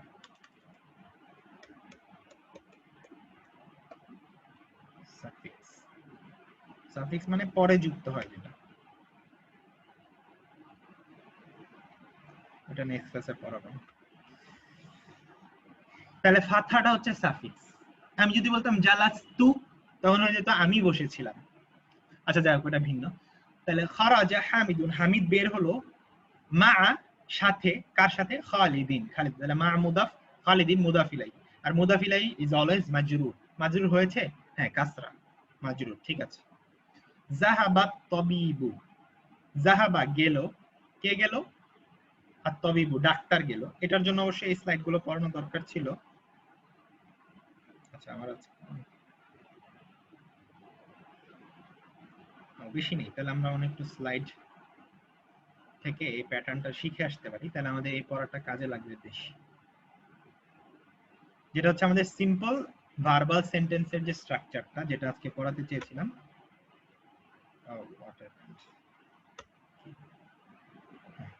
দেখেন simple verbal sentence structure, verbal sentence মানে কি? যে সমস্ত বাক্যগুলোতে ভার্ব বা ক্রিয়ার প্রাধান্য থাকে। এতদিন আমরা কিন্তু যে সমস্ত বাক্যগুলো শিখেছি, যেমন আল মুদাররিসু জাইয়িদুন, আল কলামু জামিল, এগুলো সব হচ্ছে নমিনাল সেন্টেন্স বা নাউন বেস সেন্টেন্স, অর্থাৎ ইসম এটার মধ্যে প্রাধান্য পায়। আর এখন আমরা যেই সেন্টেন্স গুলো দেখছি সেগুলো হচ্ছে ভার্বাল সেন্টেন্স, মানে বা একটু পরে দেখবো যে খারাজা হামিদুন, যাহাবা হামিদুন, হচ্ছে ভার্বাল সেন্টেন্স। এই সেন্টেন্স গুলো কেমন হয়? এটার দুইটা অংশ থাকে মূলত, বা ক্ষেত্র বিশেষে তিনটা অংশই থাকতে পারে, তবে আমি দুইটা আকারে লিখেছি, কেন বলছি? একটা হচ্ছে সাবজেক্ট, তিনটা যদি অংশ থাকে তাহলে একটা হবে সাবজেক্ট, একটা ভার্ব, আর একটা অবজেক্ট। এটা আমরা ইংরেজিতেও পড়ি, যেমন I am a boy, I subject, am হচ্ছে ভার্ব, আর বয় হচ্ছে, এভাবেই তো মনে পড়তাম অবজেক্ট। যাই হোক এরকম আর কি, অনেকটা সাবজেক্ট ভার্ব অবজেক্ট। আরবিতেও এরকম সাবজেক্ট ভার্ব অবজেক্টই থাকে। ভার্ব হচ্ছে পাস্ট হতে পারে, প্রেজেন্ট হতে পারে, প্রেজেন্টে আমরা এখনো যাচ্ছি না, পাস্টে আমরা থাকছি। কিন্তু এখানে দেখেন প্লাস চিহ্ন না দিয়ে, ইংরেজিতে নরমালি আমরা ফরম্যাট গুলো পড়ার সময় বলি subject plus verb plus object, এখানে একটা ড্যাশ দিয়েছি, কারণ আরবিতে অনেক সময় আলাদা সাবজেক্টটা আলাদা থাকতে পারে, অনেক সময় একই ভার্বের সাথে রয়ে যেতে পারে, এবং আরবিতে প্রত্যেকটা ভার্বের সাথেই একটা সাবজেক্ট থাকে। এই সাবজেক্ট আসলে কোথা থেকে আসে? এই সাবজেক্টটা আসে এই সাফিক্স থেকে। পাস্ট টেন্সের ক্ষেত্রে আসে সাফিক্স থেকে, এই যে এগুলো প্রত্যেকটা আসলে সাবজেক্টের কাজ করে। যেমন এই ফাথা দিয়ে বোঝায় সে, এই ফাথা আর আলিফ দিয়ে বোঝায় তারা দুইজন, এই দম্মা ওয়াও দিয়ে বোঝায় কি? যে তারা হচ্ছে অনেকে, এই ফাথার পরে তা সাকিন দিয়ে বোঝায় সে একজন মেয়ে। সাবজেক্ট গুলো এখান থেকে আসে, এজন্য স্টেম গুলো, সাফিক্স গুলো জানা জরুরি। এবার দেখেন আমি কি বলেছি এখানে, the suffix will tell us, suffix আমাদেরকে বলবে which is the subject in the past tense, অর্থাৎ পাস্ট টেন্সের মধ্যে বা পাস্ট ভার্বের মধ্যে সাবজেক্ট কোনটা, একটু আগে মাত্র যেটা বলে আসলাম। and the suffix plus prefix will tell about the subject in the present tense। তো এই লাইনটা আপাতত লাগবে না, এটা প্রেজেন্টের সময় আমাদের লাগবে। প্রেজেন্টে সাফিক্স প্রেফিক্স দুইটাই কাজে লাগে, কিন্তু ওই আলোচনা যাচ্ছি না, আজকে আমরা শুধু পাস্টে আছি। অর্থাৎ অতীতকালে আছে। The subject will be in the marfu state. Subject সবসময় কি থাকে? মারফু। Subject is always মারফু, এটা মনে রাখবেন। And the object is in the mansub state. তাহলে এখন আমরা মানসুবের আলোচনায় চলে আসলাম। এতদিন আমরা করেছি কি মারফু মাজরুর। ইসমের ক্ষেত্রে নরমালি মারফু মাজরুরটাই বেশি ব্যবহৃত হয়, আর ভার্বের ক্ষেত্রে মানসুব চলে আসে। তাহলে সাবজেক্ট সবসময় মারফু হবে আর অবজেক্ট মানসুব হবে। এই হচ্ছে সিম্পল যে ক্রিয়াবাচক যে বাক্যগুলো তাদের মূল স্ট্রাকচার। এবার আমরা উদাহরণে চলে যাব, তাহলে আমাদের পরিষ্কার হয়ে যাবে।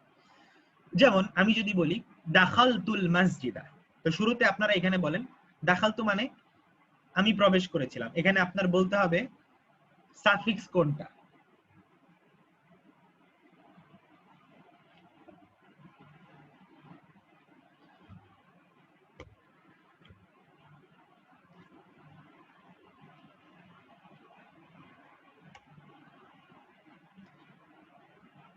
না, হলো না। দম্মা, হ্যাঁ। মিনহাজুল আলম ভাই আপনি বলেছেন দম্মা, হ্যাঁ, গুড, আপনারটা হয়েছে। মহসিন ভাই বলছেন আলতুনা, আলতুনা বরং দম্মা, শুধু দম্মাটা। না না, সরি, আমি ভুল বললাম। এখানে সাফিক্সটা একটু জটিল, আসলে আপনারা বলতে পারবেন না, এটা হচ্ছে মুশকিল।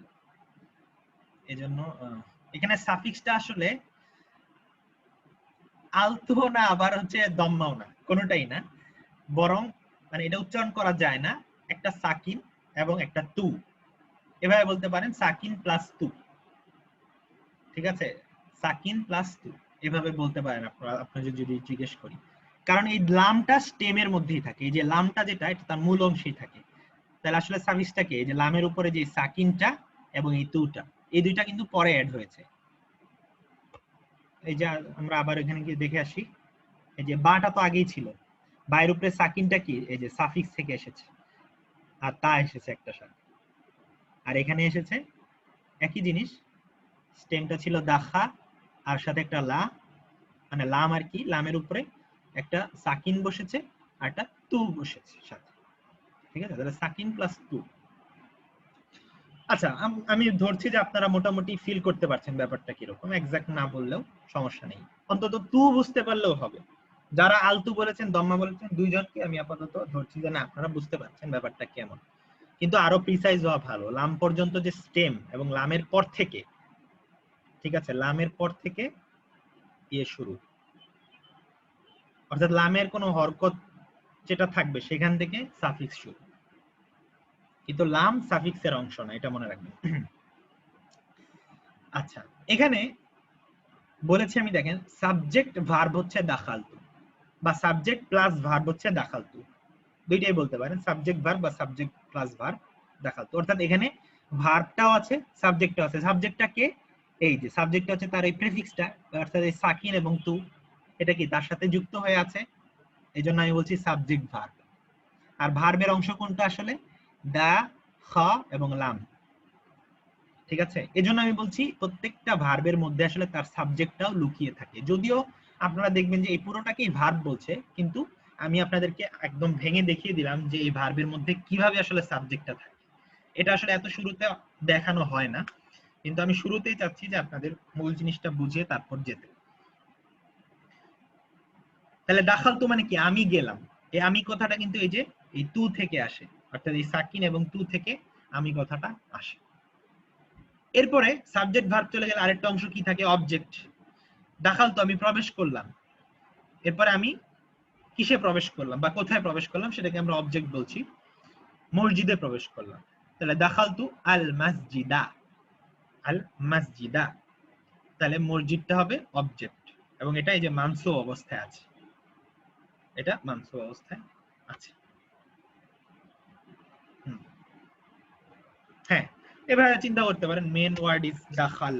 তবে দাখাল বললে কি হয়, একটা মানে সাকিনের মতো শোনা যায়, এই জন্য আমি দাখাল না বলে দাখা এবং লাম, সাথে লাম এভাবে করে বলতে পছন্দ করি।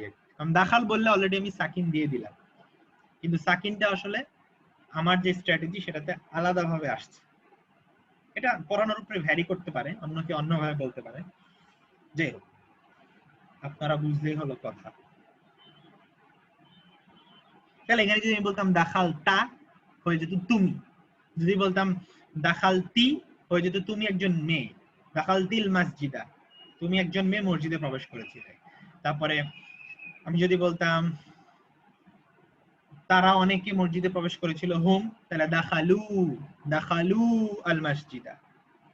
এই যে স্টেমটা দেখে আসি আমরা, যেন আপনারা বুঝতে পারেন।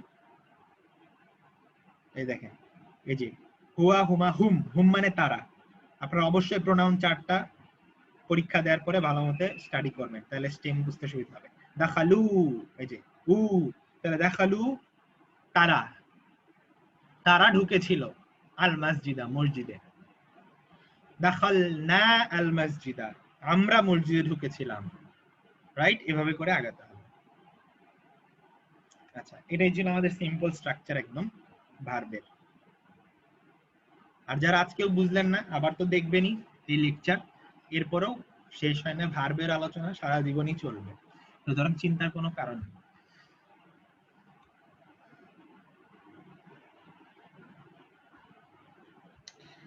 তাহলে এবার দেখেন 2 নাম্বারটাতে ছিলাম, এরপরে আমি ওটাতে চলে গেলাম স্লাইডে।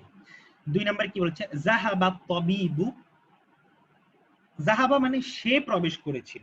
এটার মধ্যে কিন্তু অলরেডি একটা ক্রিয়া আছে, সাবজেক্ট আছে, সে।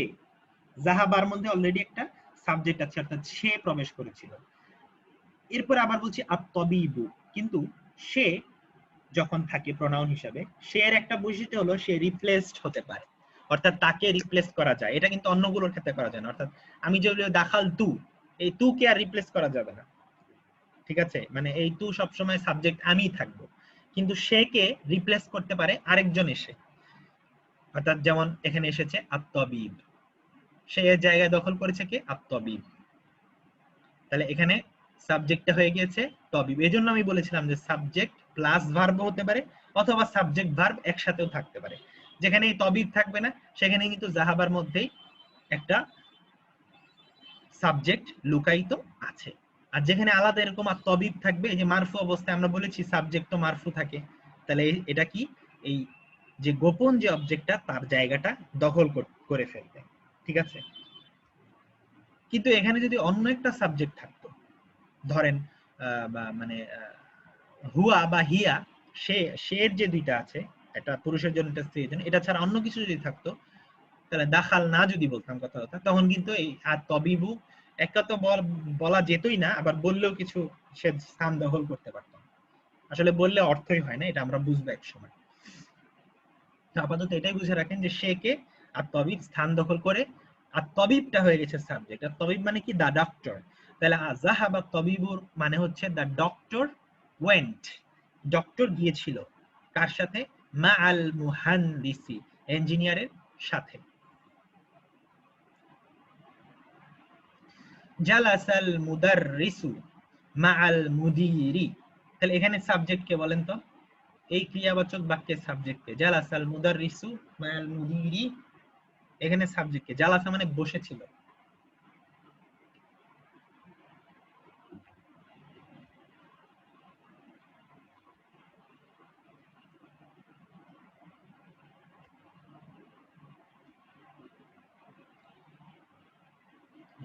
মুদাররিসু বললে হবে না, বলতে হবে আল মুদাররিসু, অথবা মুদাররিসুন বলতে পারেন, এই যে মহসিন রেজা ভাই যেভাবে বলেছেন। তবে পারফেক্ট হচ্ছে আল মুদাররিসু বলা। মুদাররিসুন বললে আমি আচ্ছা ধরলাম যে আপনি শব্দটার নাম বলেছেন, কিন্তু গ্রামাটিক্যাল সেন্সে আল মুদাররিসু বলতে হবে, কারণ পুরোটাই তো সাবজেক্ট। কারণ মুদাররিসুন যদি বলেন তাহলে একজন শিক্ষক হয়ে যাবে, সেই সেন্সে কিন্তু এটাও এই বাক্যে নাই, একজন শিক্ষকের কথা নাই, এখানে বলেছে আল মুদাররিস। আবার শুধু মুদাররিসু বলা যাবে না, কারণ শুধু মুদাররিসু হয় না, আল থাকলে মুদাররিসু হয়, তাহলে মুদাররিসুন বলতে হবে আল না থাকে। তাহলে জালাসাল মুদাররিসু মা আল মুদিরি, এভাবে করে সাবজেক্ট হলো আল মুদাররিস। মান মাআকা ইয়া আলিয়্যু, হে আলী, ইয়া মানে হে, মান কে, মাআকা তোমার সাথে, তোমার সাথে কে? হে আলী। আলী বলছে মাই জামিল, আমার সাথে আমার ক্লাসমেট বা সহপাঠী। আমিনাতু, আমিনা, মাআহা তার সাথে, জাওজুহা তার হাজবেন্ড। তাহলে আমিনা তার সাথে তার হাজবেন্ড। খরাজা আবি, আমার বাবা, এখানে আমার বাবা হচ্ছে সাবজেক্ট। খারাজা বের হয়েছে, মিনাল বাইতি ঘর থেকে।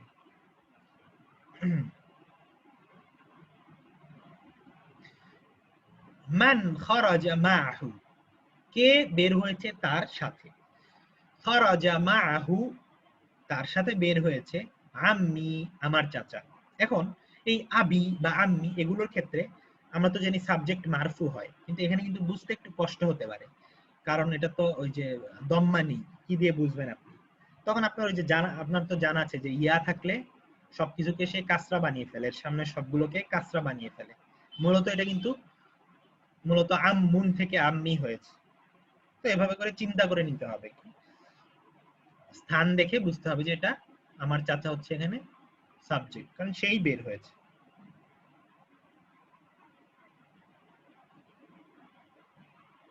আচ্ছা, এটা আপনারা নিজেরা পড়বেন বাইতুন থেকে কিভাবে করে বাইতুকা বাইতু বাইতুয়া বাইতি এগুলো হয়, আবুন থেকে কিভাবে, আখুন থেকে। পার্থক্যটা কি?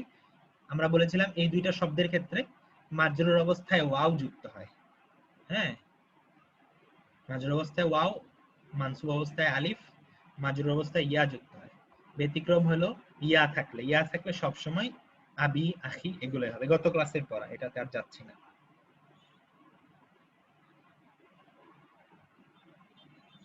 যেমন আবি আমার বাবা, ওয়া উম্মি এবং আমার মা, ফিল বাইতি বাড়িতে আছে। আইনা আবুকা ইয়া হামিদু তোমার বাবা কোথায় হে হামিদ। জাহাবা, এই যে এখানে দেখেন, এখানে কিন্তু আবার জাহাবা আবুকা বলে নাই, শুধু জাহাবা বলেই ক্ষান্ত থেকেছে। কারণ জাহাবা বলতেই বোঝাচ্ছে জাহাবা আই, জাহাবা আবি, অর্থাৎ হামিদ বলছে আমার বাবা গিয়েছে বাজারে, কিন্তু আমার বাবা কথাটা সে উল্লেখ করেনি। তাহলে এখানে জাহাবার মধ্যে সাবজেক্ট কে বলেন তো?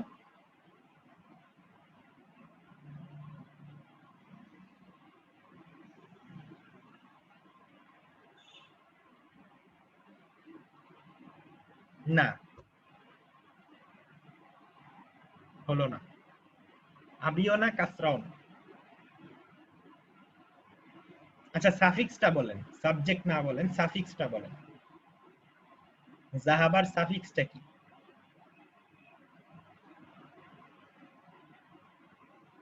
হ্যাঁ, ফাতহা। তাহলে সাফিক্স থেকে আমরা সাবজেক্ট বের করতে পারি কিভাবে? এবার এই চার্টে চলে আসেন, এই নিয়মটাও বলে দেই। সাফিক্স হচ্ছে ফাতহা, তার মানে প্রথমটা, প্রথমটা কিসের জন্য? হুয়ার জন্য। এই যে প্রোনাউনের লিস্ট আমার রাখবেন, হুয়া হুমা হুম, হিয়া হুমা হুন্না, আনতা আনতুম আনতুম। তাহলে প্রথমটা কি? হুয়া। তাহলে সাফিক্স ফাতহা থাকলে সাবজেক্ট কি হবে? হুয়া। হ্যাঁ, হি। জি, হি। তো হুয়াকে কখন রিপ্লেস করে? আবি, যিনি আবি বললেন, হ্যাঁ, জাহাবার পরে যদি আবি কথাটা থাকতো তাইলে রিপ্লেস করতো, সে তো নাই এখন, তাহলে রিপ্লেস করবে না। হ্যাঁ, আসলে তো তার বাবাই, কিন্তু আমি গ্রামাটিক্যালি বলছি এখানে সাবজেক্ট। আপনি যদি অর্থগতভাবে চিন্তা করেন বা বাস্তবতার চিন্তা করেন, তাহলে তো তার বাবাই এখানে সাবজেক্ট, কিন্তু আমি আসলে ঘটনা বা বাস্তবতার কথা না, আমি বলছি যে গ্রামাটিক্যালি এখানে সাবজেক্ট।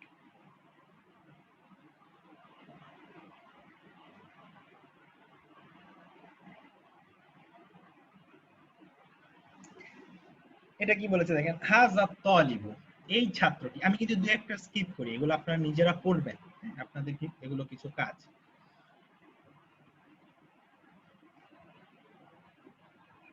হাযা তালিবু এই ছাত্রটি, আবুহু তার বাবা। প্রথমে বলছে এই ছাত্রটি, তার বাবা হচ্ছে ওয়াজিরুন একজন মন্ত্রী, ওয়া আখুহু এবং তার ভাই তাজিরুন কাবীরুন একজন বড় ব্যবসায়ী। জাহাবা আখি, এই যে আখি, এখানে আখি হচ্ছে সাবজেক্ট, কারণ এখানে সে এসেছে। যদি না আসতো তাহলে আমরা বলতাম হুয়া হচ্ছে সাবজেক্ট। তাহলে জাহাবা আখি আমার ভাই গেছে ইলাল মাদ্রাসাতে মাদ্রাসায়। ওয়া জাহাবা আবি এবং আমার বাবা গেছে ইলাল জামিয়াত ভার্সিটিতে। আচ্ছা, এখানে দুই রকম পুরুষদের নাম দিয়েছে, যাদের একটা হচ্ছে যাদের মধ্যে মানে মেয়েদের সাথে মিল নেই, তানবিন যুক্ত, মুহাম্মাদুন, খালিদুন, হামিদুন, আব্বাসুন এরকমই বেশি। আর কিছু নাম আছে যেগুলো দেখতে মেয়েদের মতো, যেমন হামজাতু, মেয়েদের নাম এরকম তু থাকে, তলহাতু, উসামাতু, মুআবিয়াতু, ইকরিমাতু, সব হচ্ছে সাহাবীদের নাম এগুলো। তো এগুলো মেয়েদের নামের মতোই তাদের হুকুম। যেমন মিন হামজাতা, মিন তলহাতা, মিন উসামাতা, যেমন ধরেন আপনি মুয়াবিয়া রাদিয়াল্লাহু তাআলা থেকে হাদিস বর্ণনা হচ্ছে, তখন বলা হবে আন। আন মানে একটা প্রিপজিশন, অর্থাৎ থেকে। আন মুয়াবিয়াতা ইবনে আবি সুফিয়ান, হ্যাঁ, তাহলে মুয়াবিয়াতা হবে আন মুয়াবিয়াতা। এরকম আন ইকরিমাতা ইবনে আবি জাহিল, এরকম টাইপের আর কি।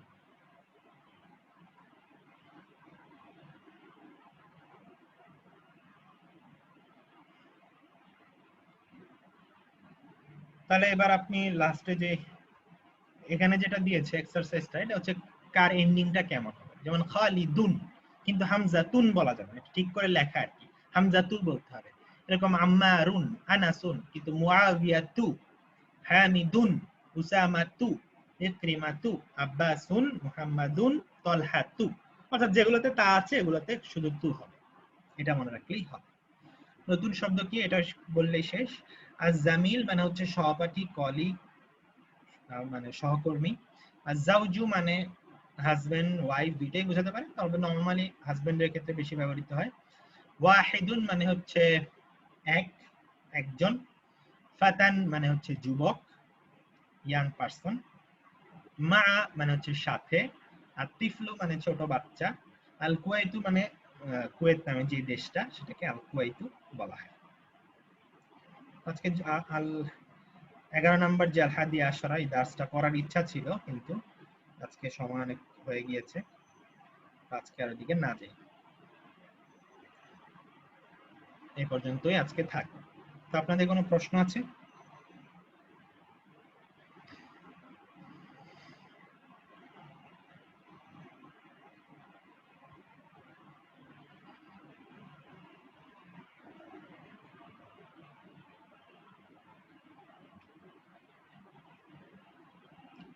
আজকে কঠিন লাগলো বেশি আপনাদের ভার্ব যেটা বললাম?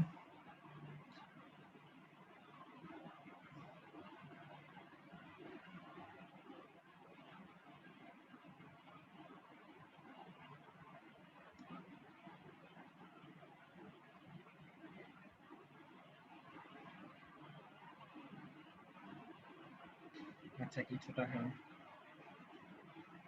জি একটু কঠিন লাগবে ভার্বের বিষয়টা, কয়েকদিন পড়লে আস্তে আস্তে সহজ হবে।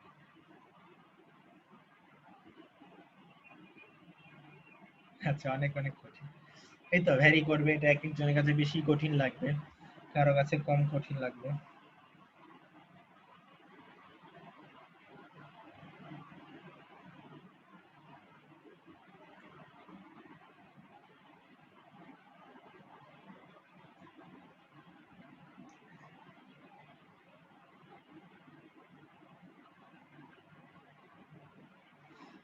জি হ্যাঁ, পড়া কম হলে আসলে একটু কঠিন লাগে জিনিসপত্র অনেক সময়। তো ইনশাআল্লাহ আল্লাহ আপনার সময় বরকত দান করুক, আর চেষ্টা করবেন একটু পড়াশোনা যদি সময় থাকে। ভার্বটা আসলে প্রথম দিকে কঠিন লাগে, আমারও কঠিন লাগতো। ভার্বটা কঠিন লাগাতে আমি দোষের কিছু দেখি না।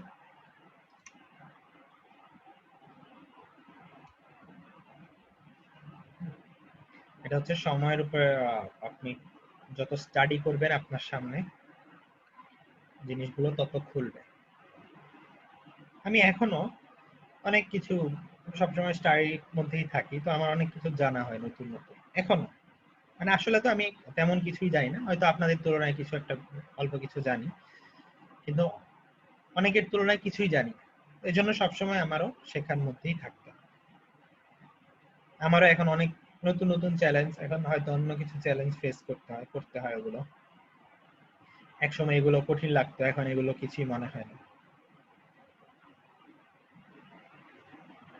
এটা হচ্ছে সময়ের উপরে। আপনি 5 বছর যদি এমনি মানে খুব ভালো আরবিও না পড়েন, কিন্তু 5 বছর আপনি আরবির সাথে থাকেন, দেখবেন অনেক কিছু এমনি সহজ হয়ে গেছে। এরপরে আপনি 1 বছর, ওই 5 বছর থাকার পরে আপনি যদি চিন্তা করেন আমি 6 মাস ভালো মতো পড়বো, ওই 6 মাস আপনি অনেক বেশি শিখে ফেলবেন। কারণ এটা হচ্ছে সময় কাটানোর গুরুত্ব। একটা জিনিসের সাথে থাকলে পরিচয়টা এমন ভাবে তৈরি হয়, এটা মানে অকল্পনীয় আর কি। এজন্য আমি বলি যে একদম হাল ছেড়ে না দিয়ে কিছুটা ইভেন আপনি ধরেন এই কোর্সের পরেই তো আপনি সব শিখে ফেলবেন এমন, হয়তো আরেকটা কোর্স আপনি করবেন বা কারোর কাছে পড়বেন, নিজে কিছু পড়বেন। তো তার জন্য তো একটা প্ল্যাটফর্ম দরকার। আমি আপনাদেরকে সব শিখিয়ে দিতে পারবো এমন বিষয়টা এরকম না, কিন্তু আমি চেষ্টা করবো আপনাদেরকে একটা লাইন ঘাট দেখিয়ে দেখার, যে বিষয়গুলো এরকম আছে বা আমার ম্যাটেরিয়ালস গুলো আপনার কাছে থাকবে, আপনি আরো পড়তে পারবেন, আরো অনেক ম্যাটেরিয়ালস আছে, আরো অনেক ভালো টিচার আছে, ঠিক আছে। কিন্তু দিন শেষে আপনি বেশি খুঁজলে আসলে কিছুই পাওয়া যায় না। অনেকে আছে স্কিপ করে, এই কোর্স থেকে ওই কোর্স, ওই বই থেকে ওই বই, তারা কিছুই আর শিখতে পায় না। একটাতে স্টিক মানে লেগে থাকতে হবে, জোকের মতো, যে ছাড়বো না, এরকম অ্যাটিটিউড যাদের, তারা কিছু হলেও শিখতে পারে।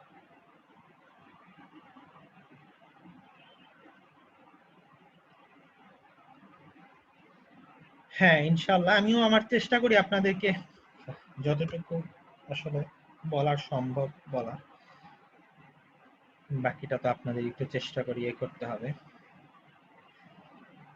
আচ্ছা ঠিক আছে, আজকে তাহলে এই পর্যন্তই থাকুক। আপনারা পড়াশোনা করেন, কালকে পরীক্ষা যাদের বাকি আছে দিয়ে দিবেন, কেউ মিস করবেন না। সুবহানাকাল্লাহুম্মা বিহামদিকা আশহাদু আল্লা ইলাহা ইল্লা আনতা আস্তাগফিরুকা ওয়া আতুবু ইলাইক। আসসালামু আলাইকুম ওয়া রাহমাতুল্লাহি ওয়া বারাকাতুহু।